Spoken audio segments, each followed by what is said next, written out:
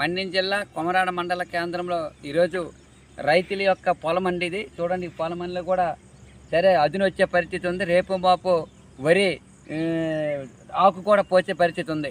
ఇలాంటి సందర్భంలో మన పార్వతీపురం జిల్లా వ్యవసాయ శాఖ అధికారి కె రాబర్ట్ పాల్ గారు ఒక స్టేట్మెంట్ ఇచ్చారు. దీనికి సంబంధించి ఈ 29,283 క్వింటాలు వరి అలాగే వేరుశెనగ, అపరాలు, చోడి విత్తనాలు సిద్ధంగా ఉన్నాయని చెప్పడం జరిగింది. అయితే దీనికి మేమందరం కూడా చాలా సంతోషిస్తున్నాం. ఎందుకంటే ముందస్తుగా విత్తనాలు సిద్ధం చేసినందుకు ధన్యవాదాలు. ఇలాంటి సందర్భంలో ఈరోజు వరి విత్తనాలకు సంబంధించి జిల్లాలో 70,000 ఎకరాలకు సంబంధించి 26,416 క్వింటాలు వరి విత్తనాలు సిద్ధంగా ఉన్నాయని చెప్పడం జరిగింది. మేమనేది ఏంటంటే ఈరోజు వరి విత్తనాలు గతంలో ఎంత భూమి ఉంటే అంత భూమికి ఇవ్వాలి తప్ప ఒక రైతుకి ఒక బస్తా ఇచ్చి ఈరోజు రైతులకు మోసం చేస్తున్నారు. కాబట్టి రైతులకి ఎన్ని ఎకరాలు ఉంటే అన్ని సరిపడిన విత్తనాలు సబ్సిడీ రూపంలో రైతులకి అన్ని కావాల్సినంత విత్తనాలు ఇవ్వాలని చెప్పి రైతు భరోసా ఇవ్వాలని చెప్పి డిమాండ్ చేస్తున్నాం.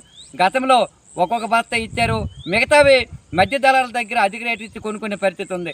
కాబట్టి మేమన్నది ఏంటంటే జేడీ గారికి ఒకటే తెలియజేస్తున్నాం, సార్ రైతులకి వాళ్ళు ఏమైనా విత్తనాలు తీసుకెళ్ళి అమ్ముకోరు, తినీరు. కాబట్టి రైతుల పొలం ఎంత ఉంటే ఆ పొలానికి తగ్గట్టుగా విత్తనాలు ఇవ్వాలని కోరుతున్నాం.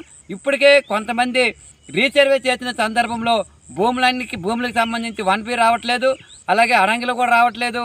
అవి ఏటంటే అర్థం అవ్వట్లేని పరిస్థితులు ఉంది. ఇలాంటి సందర్భంలో ఆన్లైన్ లేనిటికి మీరు ఎలా ఆన్లైన్ లేనిటికి ఇవ్వనని చెప్తున్నారు. కాబట్టి ఒక కుటుంబంలో ఒక తండ్రి 2 కొడుకులు ఉంటే ఆ వాటలు వేసుకుంటారు తప్ప ఇప్పటికి కూడా ఆ భూములు విడదీసుకునే పరిస్థితి ఉంది.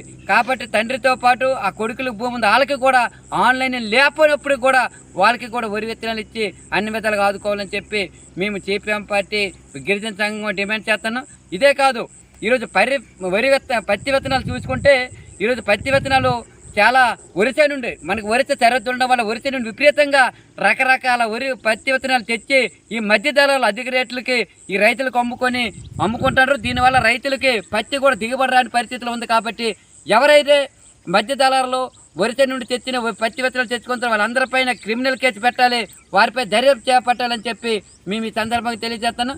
కాబట్టి నాణ్యమైన విత్తనాలు, దిగుబడి వచ్చిన విత్తనాలు, పత్తి విత్తనాలు రైతులకు అందించే విధంగా తమ చర్యలు తీసుకోవాలని చెప్పి ఈ సందర్భంగా డిమాండ్ చేస్తున్నాం. అలాగే ఎరువులు కూడా గతంలో ఎరువులు తూతు మంత్రంగా ఇచ్చారు తప్ప పూర్తి స్థాయిలో ఎరువులు ఇవ్వని పరిస్థితి ఉంది. ఎరువులు కూడా రైతు భరోసా ద్వారా రైతులకు సరిపడిన ఎరువులు ఇవ్వాలి తప్ప 1-2 బస్తాలు ఇచ్చి మిగతావి మన గోమరి దగ్గర కొనుక్కుంటూ వాళ్ళ దగ్గర కొనుక్కుంటూ అధిక రేట్లు కొనుక్కోవడం వల్ల రైతులు ఇబ్బంది పడే పరిస్థితి ఉంది. ఏదేమైనా వరి విత్తనాలు, పత్తి విత్తనాలు, ఎరువులు అన్నీ కూడా రైతు భరోసా కేంద్రాల ద్వారా రైతులకు అందుబాటులో ఉండే విధంగా చర్యలు తీసుకొని అన్ని విధాలుగా రైతులకి ఆదుకోవాలని చెప్పి ఈరోజు సిపిఎం పార్టీ గిరిజన సంఘం ఆధ్వర్యంలో మేము డిమాండ్ చేస్తున్నాం. కాబట్టి ఆ దిశగా జేడీ గారు ఆలోచించాలని చెప్పి తెలియజేస్తున్నాం.